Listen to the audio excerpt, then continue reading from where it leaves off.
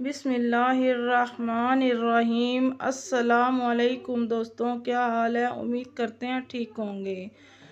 دوستوں، اگر میرے جنت.او وائس چینل کو سبسکرائب نہیں کیا تو سبسکرائب کر لیں تاکہ میری ہر آنے والی ویڈیو آپ تک پہنچ سکے۔ قربانی کا گوشت کھانا حلال اور بیچنا حرام ہے۔ فرعون کا نام قرآن پاک میں 34 مرتبہ آیا ہے۔ حضرت ابراہیم علیہ السلام کی مشابہت حضرت محمد صلی اللہ علیہ وآلہ وسلم سے تھی۔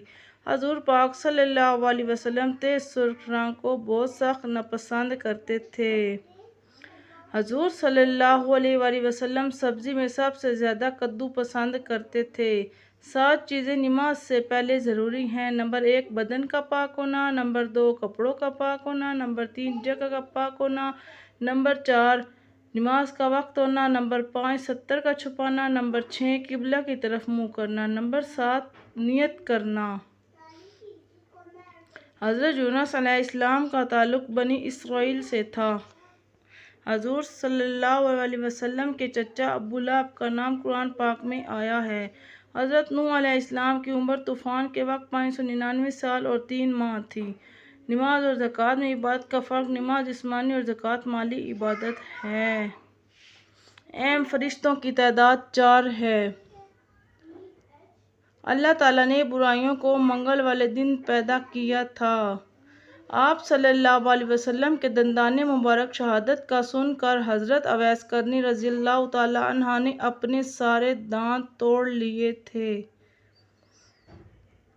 حدیث شریف میں الٹا سونے سے منع فرمایا گیا ہے۔ ہمارے نبی پاک صلی اللہ علیہ وسلم نے فرمایا، الٹا سونے والا شخص جہنمی ہوگا۔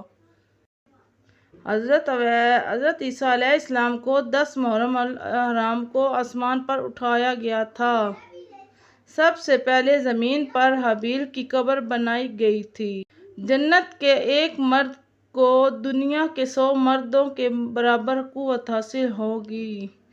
محمد صلی اللہ علیہ وسلم کو 2 سورتیں زبور کے بدلے میں دی گئی، سورۃ یونس، سورۃ فاطر۔ صلی اللہ علیہ وسلم نے ان دونوں سورتوں کے بارے میں فرمایا کہ یہ مجھے اللہ تعالیٰ نے زبور کے بدلے میں دے دی ہیں۔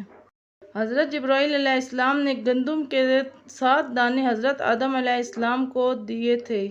حضرت اسماعیل علیہ السلام کی والدہ کا نام حضرت ہاجرہ ہے۔